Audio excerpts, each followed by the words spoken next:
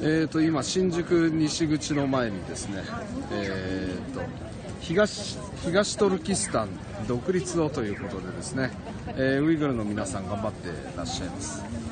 東トルキスタンの独立っていうところがね、非常に大事なんだというお話でした。人権問題っていうのもあるんですけれども、新疆ウイグル自治区は国内問題じゃないですよと、中国の国内問題ということではなくて、もともとトルキスタン、その国が侵略されてしまって、さらに、今は臓器売買、それから人種の隔離、そして弾圧ということが行われているというお話でございました。毎週土日にですね、このウイグルの皆さんはこの東トルキスタン独立のための静かにですね、この横断幕を掲げて静かに訴えているということでございます。皆様ですね、ウイグルあるいは東トルキスタンの問題について興味を持っていただければ幸いでございます。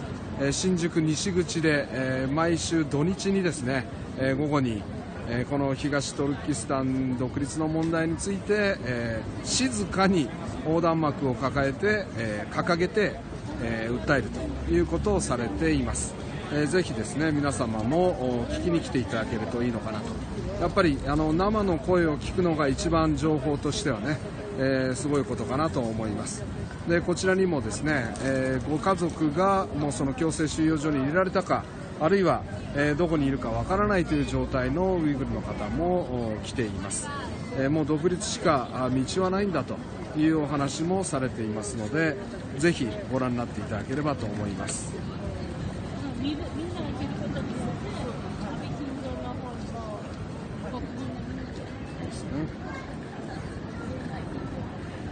どうもありがとうございます。